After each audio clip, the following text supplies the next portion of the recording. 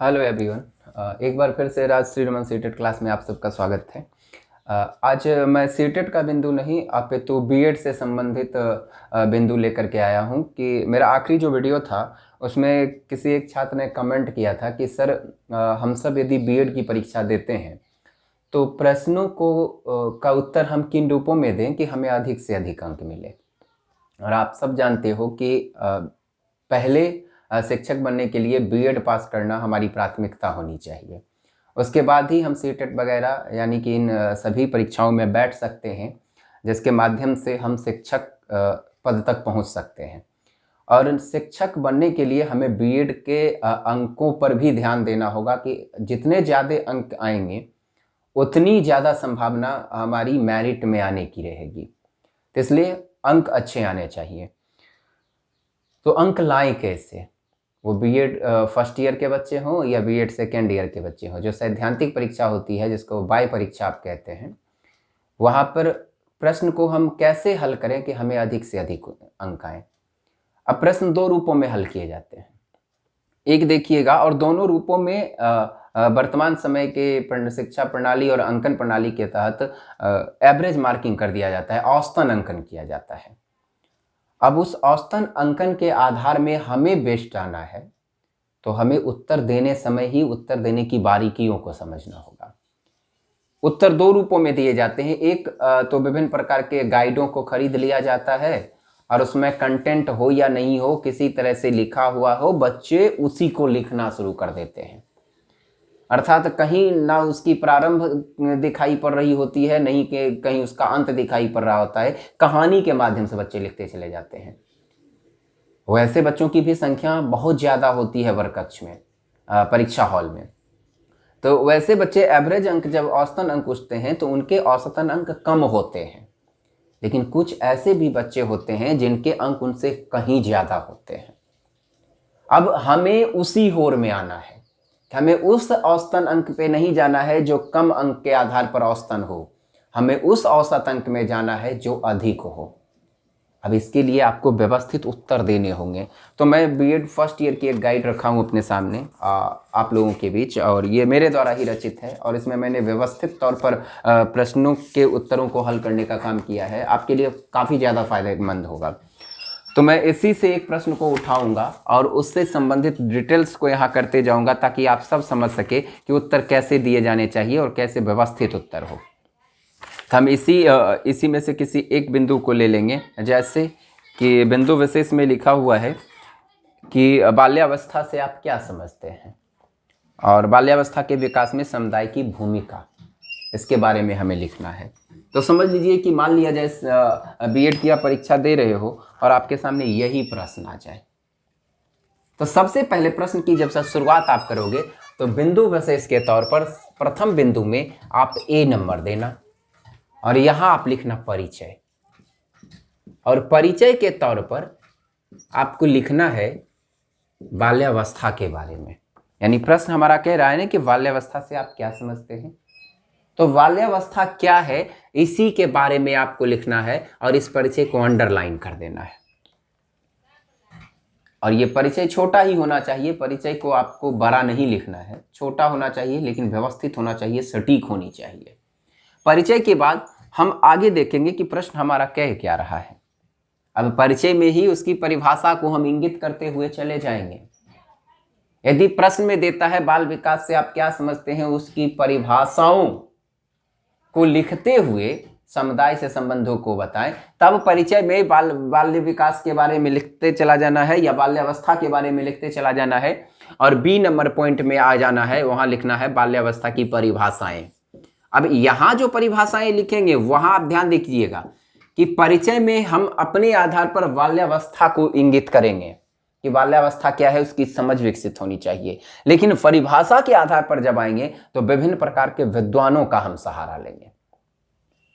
लेकिन ये परिभाषा विभिन्न विद्वानों का सहारा हम तभी लेंगे जब प्रश्न हमें परिभाषा कहता हो, नहीं तो जरूरी नहीं है कि हम विद्वान विशेष का नाम लिख करके ही परिभाषा दें, हम अपने आधार पर परिचय में ही उसे विकसित कर देंगे। और यदि परिभाषा कह रहा है तो परिभाषा नामक एक पॉइंट बना देंगे, पॉइंट नंबर बी हो जाएगा। इसके बाद फिर हम आगे बढ़ेंगे कि अब प्रश्न हमारा क्या कहता है तो प्रश्न हमारा कहता है समुदाय के साथ संबंध या बाल्यावस्था के विकास में समुदाय की भूमिका, अर्थात समुदाय कैसे भूमिका निभाता है बालक के विकास में, उसकी बाल्यावस्था को विकसित करने में। तो पॉइंट नंबर सी हो जाएगा समुदाय की भूमिका। इसे पॉइंट सी बना करके समुदाय की भूमिका लिख देना है, फिर इसे डील करना है। अब इसे डील करेंगे तो पहले समुदाय की क्या भूमिका होती है, एक दो लाइन में इसे डील कर देंगे। उसके बाद इसे कंटेंट तौर पर लिखना है, बिंदु के रूप में लिखना है। ऐसा नहीं कि कहानियां लिख दी हैं समुदाय की भूमिका और 5 पेज में एक कहानी प्रस्तुत कर दे, ऐसा नहीं होना चाहिए। 2-4 लाइन में आपको विकसित कर देना है, समुदाय के बारे में थोड़ा बता देना है, तब लिख देना है कि समुदाय की भूमिकाओं को बाल्यावस्था के विकास में निम्न बिंदुओं के माध्यम से समझा जा सकता है। अब यहां पर बिंदु विशेष हम देना शुरू कर देंगे और हमेशा ध्यान रखिएगा कि अंडरलाइन सबको करते चला जाना है। अब अंडरलाइन जब होते चला जाएगा तो अब इसमें सी में अब पहला बिंदु आ जाएगा, यानी पॉइंट नंबर 1। अब 1 नंबर में क्या आएगा, तो पहला हमने बिंदु इसमें लिखा है सामाजिक प्रभाव। बालक के विकास में समुदाय की भूमिका में पहला हमने दे दिया सामाजिक प्रभाव। अब यहां समाज का क्या प्रभाव पड़ रहा है, ये समुदाय को विकसित करेगा, समुदाय के स्वरूप को इंगित करेगा कि बाल्यावस्था कैसे विकसित होगा। फिर सांस्कृतिक प्रभाव, ये दूसरे बिंदु में हम सांस्कृतिक प्रभाव को ले लेंगे। ठीक इसी तरह जब हम आगे बढ़ेंगे तो तीसरे बिंदु को उठाएंगे और तीसरे बिंदु में हम लिखेंगे आर्थिक प्रभाव। ये सभी समुदाय के द्वारा प्रभावित होते हुए हमारी बाल्यावस्था को प्रभावित करेगा और बाल्यावस्था का विकास उसी अनुरूप में सकारात्मक हो या नकारात्मक होगा। तो आर्थिक प्रभाव, इस तरह से हम कुल लगभग, जैसे मैंने अपनी गाइड में लिखा है तो 11 पॉइंट हमने दिया है, तो कुल इस तरह से 4, 5, 6, 7 ऐसे करके आप 11 बिंदुओं को लिखिएगा और सबको अंडरलाइन कर दीजिएगा। अब प्रश्न यदि इसके बाद भी किसी टॉपिक को कह रहा है, यदि किसी बिंदु विशेष को डाल रहा है तो उसे डी नंबर पॉइंट करके देना है, यदि नहीं कह रहा है तो नहीं देना है। और लेकिन इससे पहले एक और ध्यान रखिएगा कि समुदाय की भूमिका का मैंने 11 बिंदु दिया है, तो 11 बिंदु का एक मॉडल बन जाना चाहिए। मॉडल बनने से आपके प्रश्न के उत्तर ज्यादा व्यवस्थित हो जाएंगे, शिक्षकों के आकर्षण केंद्र में आप आ जाओगे और आप उन एवरेज मार्किंग वाले बच्चों से बेहतर करोगे जो घिसे पिटे स्वरूप में हैं, क्योंकि आपके उत्तर प्रकृति विशेष के आधार पर जुड़ती हुई चली गई है। तो आप यहाँ पर एक मॉडल बना दीजिएगा। मॉडल बनाने के लिए किसी भी आकृति का आप इस्तेमाल कर सकते हैं। जैसे मान लिया जाए कि मैं इस तरह का मॉडल बना रहा हूँ। मॉडल सुंदरता के आधार पर हम दिखाने का काम करेंगे, इसे व्यवस्थित हम करेंगे। अब ऐसा भी मॉडल हो सकता है, बना दिए। अब इसमें हम बिंदु दिखाएंगे, पहला, दूसरा, तीसरा, चौथा, 5वां, 6ठा, 7वां, 8वां, 9वां, और उसके बाद 9वां यहाँ नहीं लेना है, इसे हटा देना है। 8वां, 9वां, 10वां, 11वां, 11 बिंदु हो जाएगा। यहाँ लिख देना है भूमिका, ठीक, और यहाँ लिख देना है मॉडल चित्र में। तो बाल्यावस्था के विकास में समुदाय की, यानी बाल्यावस्था के विकास में समुदाय की भूमिका, ये लिख देना है। अब इस तीर के निशान पर उसी बिंदु को लिखना है जिस 11 बिंदु को आपने लिखा है। और ध्यान रखिएगा, मॉडल आप कहीं भी बना सकते हैं, शुरुआती समय में भी बना सकते हैं, बीच में भी बना सकते हैं, आखिरी में भी बना सकते हैं। मॉडल कहीं भी बनाया जा सकता है। तो बेहतर रहेगा कि आप पेज के एवरेज स्वरूप को देखिए और उसी के आधार पर आप मॉडल बनाइए। मान लिया जाए कि आप प्रश्न का उत्तर दे रहे हो, मान लीजिए ये आपकी कॉपी है, उत्तर आप दे रहे हो और 11 पॉइंट है और यहां जाकर 10वां पॉइंट है और 11वां पॉइंट, यहीं पर 11वां पॉइंट समाप्त हो जाता है। तो इतने पेज बच जाते हैं, तो छोटा सा पेज में मॉडल बनेगा और हमें एक पेज लेना है। तो हम क्या करेंगे, इसी पेज पर मॉडल बना देंगे। यानी मान लिया जाए पॉइंट नंबर 7 यहां लिखे होंगे, 7 नंबर पॉइंट के बाद इस पेज पर मॉडल बना दिए, पूरा मॉडल बन गया। उसके बाद 8 नंबर पॉइंट इस पेज से लिखना शुरू करेंगे और आखिरी में जब सारे बिंदु को हमने कवर कर लिया तब लास्टली हम निष्कर्ष लिखेंगे, पॉइंट नंबर डी, निष्कर्ष। और निष्कर्ष लिख करके इसे भी अंडरलाइन कर देंगे और आखिर में निष्कर्ष निचोड़ लिखेंगे कि आपने पूरे व्यवस्थित स्वरूप से समझा क्या। इसी को हम विकसित करने का प्रयास करेंगे।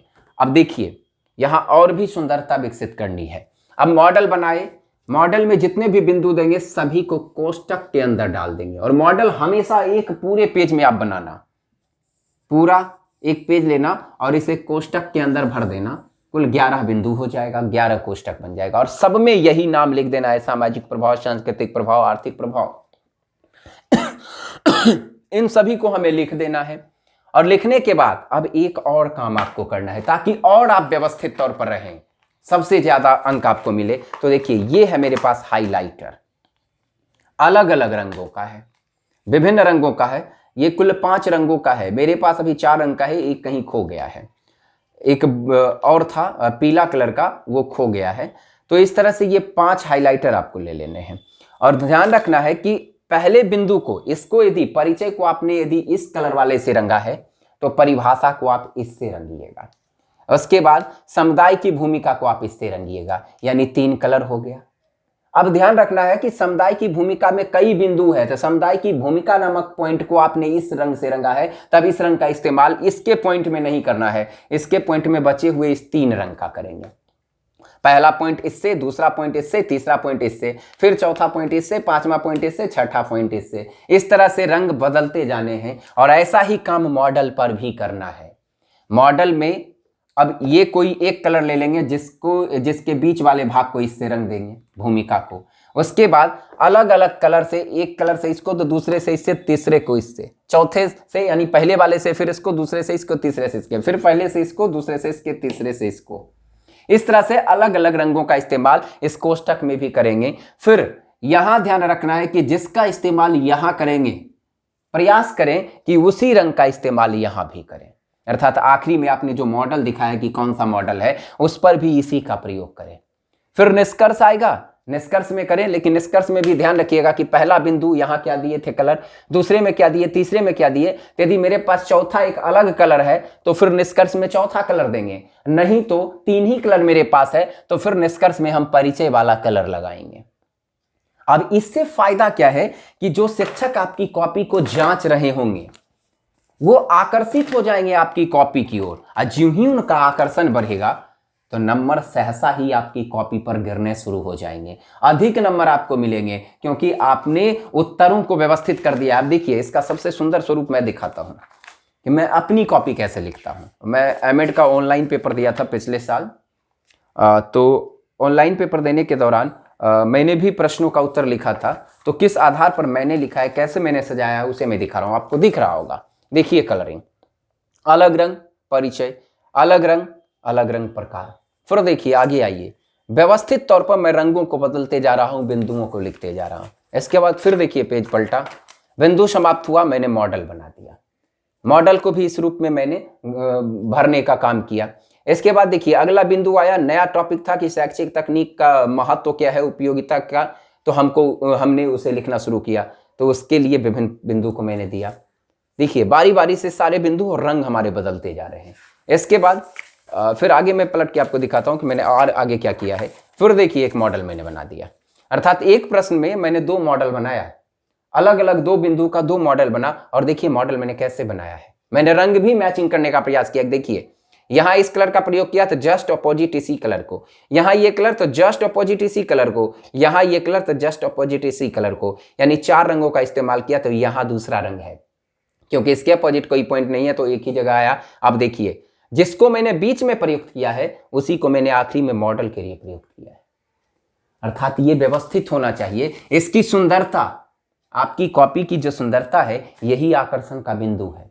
ये मैंने बीएड फर्स्ट ईयर के लिए बताया। अब एक मैं बीएड सेकेंड ईयर का भी टॉपिक ले लेता हूं, उसके आधार पर भी मैं बता दूं कि सेकेंड ईयर के बच्चों के लिए कैसा रहेगा। तो मैं सेकेंड ईयर के लिए कोर्स 8 ले लेता हूं और ऐसे ही उनका भी रहेगा जैसे फर्स्ट ईयर के लिए है। और इस तरह से यदि आप काम करते हो तो निश्चित तौर पर आपको अच्छे अंक आएंगे और व्यवस्थित अंक आएंगे। कोई भी विश्वविद्यालय हो, वहां के शिक्षक यदि आपकी कॉपी को जांचेंगे तो निश्चित तौर पर आपको अंक देंगे। और कॉपी मैंने कहा 2 रूपों में जाता है। एवरेज तौर पर एक को कम अंक देना है, एक को ज्यादा अंक देना है। कम अंक उनको देना है जो गाइड की भाषा सीधे मार्केट में जो मिलता है ना, उसकी भाषा सीधे उतार देते हैं, और वो ऐसा रहता है जिसमें कंटेंट का पता ही नहीं रहता है। मेरी गाइड में ऐसी बात नहीं है। मेरी गाइड आप लोगे, हमेशा कंटेंट आपको मिलेगा और व्यवस्थित तौर पर जैसे जहां बनाना है, जहां मॉडल बनाना है, वहां गाइड में मैंने लिख दिया है। कि यहाँ पर बच्चे मॉडल स्वयं बनाएंगे। कहीं कहीं मॉडल मैंने बना भी दिया है ताकि आप समझ भी लो कि इसे कैसे बनाना है। तो एक टॉपिक मैं यहाँ पर लेकर आता हूँ जो है बीएड सेकेंड ईयर का, वो है ज्ञान क्या है। ज्ञान क्या है, ज्ञान की प्रकृति। अब यहाँ से फर्स्ट ईयर वाले भी समझिएगा, यहाँ भी उनके लिए भी है, ऐसा नहीं है सेकेंड ईयर का अलग हो जाएगा फर्स्ट। प्रश्न बदल सकते हैं, तरीका नहीं बदलेगा। ज्ञान क्या है, ज्ञान की प्रकृति, उसके महत्व, प्रकार, शिक्षण प्रक्रिया पर ज्ञान के प्रकारों का प्रभाव। ऐसे प्रश्न यदि मान लिया जाए, पूछ लिया गया, यही पूछ लिया जाए कि ज्ञान क्या है, तो सबसे पहले हम परिचय देंगे, अर्थात पॉइंट नंबर ए, परिचय हमें देना है। फिर यहां ज्ञान के बारे में थोड़ा बहुत लिख देना है, इसे अंडरलाइन कर देना है। अब पॉइंट नंबर बी हमें ले लेना है कि आगे क्या कहता है। आगे देखिए, कहता है प्रकृति, उसके महत्व, प्रकार। अब प्रकृति, महत्व और प्रकार कह रहा है, इसका मतलब है ज्ञान की अवधारणा पूछा जा रहा है। हमेशा ध्यान रखिएगा, यदि एक टॉपिक के कई अंशों को पूछा जा रहा है तो उस टॉपिक विशेष की अवधारणा पूछी जा रही है, उसके बारे में आप विस्तृत तौर पर बताइए कि ज्ञान क्या है। तो बी नंबर पॉइंट लिख देंगे, ज्ञान की अवधारणा। ज्ञान की, अब यहां पर हमें प्रश्न नहीं देखना था कि अवधारणा नहीं पूछा है, आपसे जिस तरह से प्रश्न किए गए हैं वो अवधारणा ही है।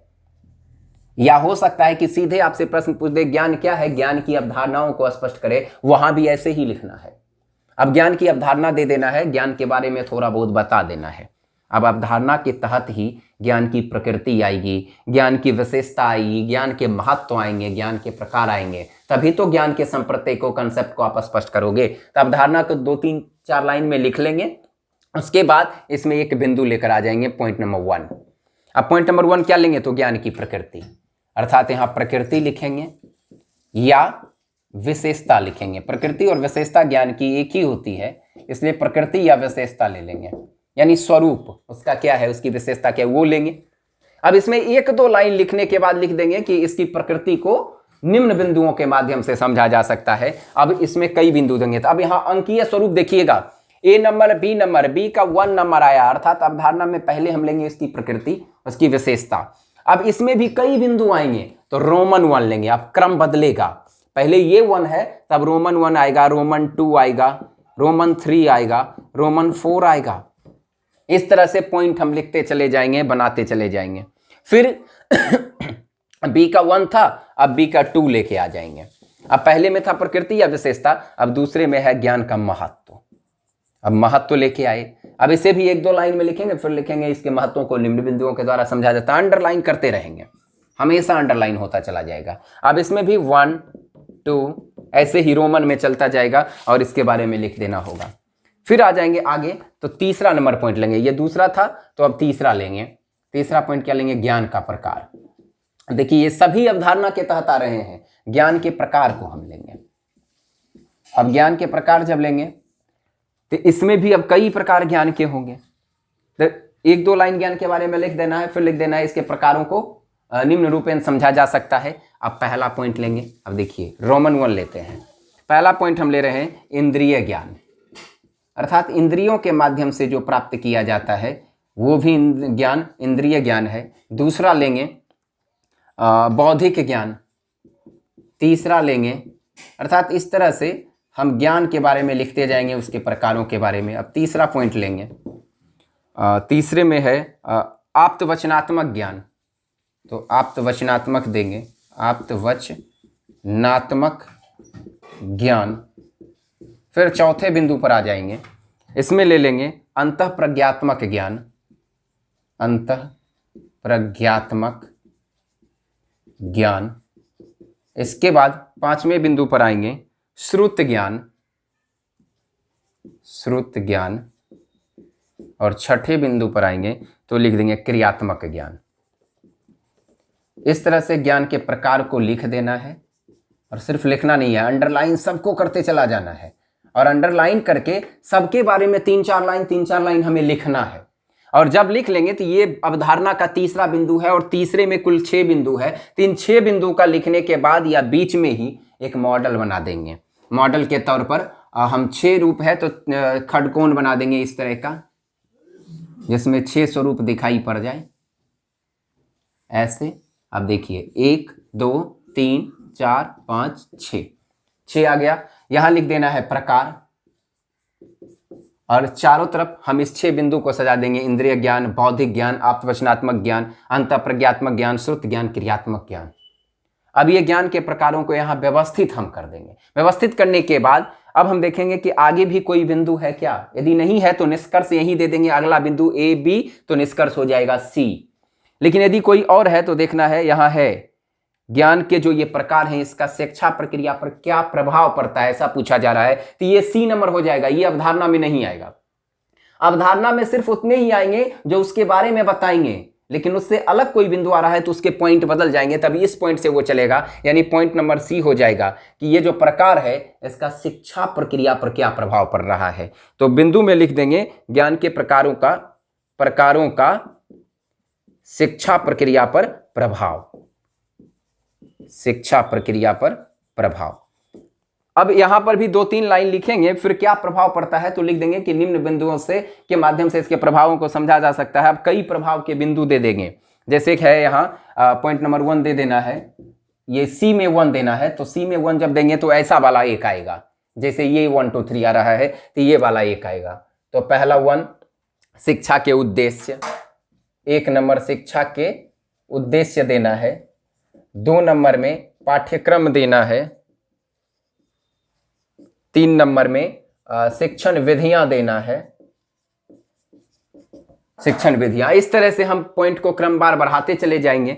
और ध्यान रखना है पॉइंट हमने कैसे कुट किया। ये बी में 1 था तो 1 में कई पॉइंट था तो रोमन, बी में 2 था कई पॉइंट था तो रोमन, 3 में कई पॉइंट था तो रोमन। लेकिन सी में जब आया तो सिर्फ मेन पॉइंट ही हमें मिला, इसलिए रोमन ना देके 1 2 3 वैसे ही देंगे जैसे इसमें 1 2 3 हमने किया था। अब ये देने के बाद हमें एक मॉडल बना देना है, जैसे ये मॉडल बनाए वैसे ही इसके प्रभावों का भी एक मॉडल बना देना है। और जब ये मॉडल बन जाएगा तब हमें अब प्रश्न को देखना होगा कि प्रश्न में और भी कुछ पूछा जा रहा है। यदि नहीं पूछा जा रहा है तो हम ऑप्शन दे देंगे डी, यानी A B C D. D में लिख देंगे निष्कर्ष। अब निष्कर्ष में हम ज्ञान के बारे में ही व्यवस्थित तौर पर थोड़ी बहुत चर्चा कर देंगे और प्रश्न को हम क्लोज कर देंगे। अब यहां भी वही सभी व्यवस्था करेंगे जैसे बीएड फर्स्ट ईयर के बच्चों के लिए मैंने बताया कि परिचय को लेंगे। अब परिचय के लिए हम क्या करेंगे, इस कलर का इस्तेमाल करेंगे। यहां से परिचय, ज्ञान की अवधारणा, उस पर इस कलर का इस्तेमाल करेंगे। 2 हो गया। अब तीसरा देखना है महत्व, उसमें इस कलर का इस्तेमाल करेंगे। और चौथा महत्व नहीं, तीसरा है प्रकारों की शिक्षण प्रक्रिया, उसमें ये कलर लेंगे। और चौथा जब रहेगा निष्कर्ष डी नंबर, इसमें अलग कलर लेंगे। यानी मेन पॉइंट जो ए बी सी डी है, यदि 4 पॉइंट आया और मेरे पास 4 कलर हैं तो मेन पॉइंट पहले अलग अलग 4 रंगों से रंगा जाएगा। यदि ये 5 पॉइंट आ जाता, मेरे पास 4 कलर होते तो पहले अलग अलग 4 बिंदु को 4 कलर से, फिर 5वें बिंदु को उसी पहले कलर से जिस कलर से परिचय को लिया गया है। छठा बिंदु भी यदि रहता तब छठा बिंदु को उस कलर से जिस कलर से बी नंबर पॉइंट को लिखा गया है। यानी कलर को बदलते चलेंगे अपने पेन के अनुसार। अब हमें यह देखना है कि बी नंबर पॉइंट में अलग अलग पॉइंट भी आए हैं। यदि अलग अलग पॉइंट आ रहा है और उस पॉइंट को डील किया गया है, रफली यदि पॉइंट आया है तब कलर नहीं चलाना है। यदि जैसे मान लिया जाए प्रकृति में एक एक लाइन का सिर्फ लिखा हुआ होगा तब हमें इसे नहीं चलाना है वहां पर। लेकिन यदि इस तरह के आ जाएंगे तो उसमें चलाना है। अब ज्ञान के प्रकार में हमें चलाना होगा तो यहां क्या करेंगे, तो पहला ये प्रकृति है जो ज्ञान की प्रकृति या विशेषता, इसे भी अब अलग कलर में लिखेंगे। जिस कलर में अवधारणा को टिक किए होंगे उसमें अभी इसे नहीं करेंगे, इसका रंग बदल जाएगा। प्रकृति की विशेषता अलग, महत्व का अलग, ज्ञान के प्रकार का अलग। अब ज्ञान के प्रकार के बिंदुओं को अलग करना है तो ज्ञान के प्रकार को जिस कलर से किए होंगे उस कलर से अब इसको नहीं लेना है। अब बचे हुए 3 कलरों से इनके 6 बिंदु को लेना है, पहले से दूसरा, दूसरे से तीसरे से, फिर पहले से दूसरे से तीसरे से। इस तरह से अलग अलग रंगों का प्रयोग करेंगे और ठीक वैसे ही मॉडल पर भी इस्तेमाल करेंगे। यदि आप इसकी सुंदरता को बना के रखते हो तो निश्चित तौर पर आपकी कॉपी पर रंग बरसेंगे, नंबर बरसेंगे, अधिक से अधिक अंक आएंगे, क्योंकि शिक्षक आकर्षित हो जाएगा आपकी कॉपी की ओर। और जब आकर्षित होगा तो जो औसतन मार्क्स उन घिसे पिटे कॉपियों पर दी जाती है उससे व्यवस्थित अंक आपको दिए जाएंगे। इसलिए इसकी सुंदरता होनी चाहिए। यदि आपकी राइटिंग खराब भी हो रही है ना, लेकिन आप कलरिंग कर देते हो तो आपकी राइटिंग खुद ही वहां आकर्षित हो जाएगी, क्योंकि रंग के कारण वो बिंदु विशेष आकर्षित होता है। और ध्यान रखिएगा कि कहानी के माध्यम से कभी नहीं लिखना है, हमेशा पॉइंट बनाइए और पॉइंट बनाने के बाद उसे मॉडल के तौर पर प्रदर्शित भी कर दीजिए ताकि शिक्षक को लगे कि बच्चा सब कुछ जान रहा है। और आखिर में निष्कर्ष आप जरूर किया कीजिए, क्योंकि निष्कर्ष ही पूरे बिंदु का सार होता है। इसलिए निष्कर्ष आपको व्यवस्थित तौर पर देना है ताकि आपके उत्तर और भी व्यवस्थित हो जाएं और इसे मॉडल को बेहतर ढंग से सजाने का प्रयास कीजिएगा। यदि आप ऐसा करते हैं तो निश्चित तौर पर आपको अच्छे अंक मिलेंगे और बेहतर अंक मिलेंगे, जो कल की तारीख में शिक्षक बनने के दौरान आपको मेधा लिस्ट में पहले वरीयता पर रखेंगे। इसके लिए व्यवस्थित तौर पर इसकी आप तैयारी कीजिए, जैसे मैंने बताया है इसी आधार पर आप उत्तरों को देने का प्रयास कीजिए। मेरा वीडियो कैसा लगा आप इस पर कमेंट जरूर कीजिएगा, अपनी प्रतिक्रिया जरूर कीजिएगा ताकि मैं आगे फिर वीडियो लेकर के आऊँ। और साथ ही इसे शेयर भी आप कर दीजिएगा ताकि अधिक से अधिक बच्चे इसका फ़ायदा भी ले सकें। लाइक भी कीजिएगा और हम मेरे इस चैनल को सब्सक्राइब भी करें और अन्य जितने भी आपके मित्र सलाहकार जो हों, जो आपके सहयोगी हों, जो आपके परिचित हों, उन्हें भी सलाह दीजिए। यदि वो बीएड की तैयारी कर रहे हो, सीटेट की तैयारी कर रहे हो या शिक्षक बनने की तैयारी में हो तो वो मेरे चैनल को सब्सक्राइब कर लें, ताकि और सब्सक्राइब ही नहीं करें, घंटे वाला बटन भी दबा लें ताकि जितनी भी वीडियो मैं लाऊं वो सभी वीडियो का नोटिफिकेशन आपको मिल जाए और आप आसानी से उस वीडियो को देख सकें। आज भर के लिए इतना ही, फिर अगले वीडियो में हम आएंगे। तब तक के लिए धन्यवाद।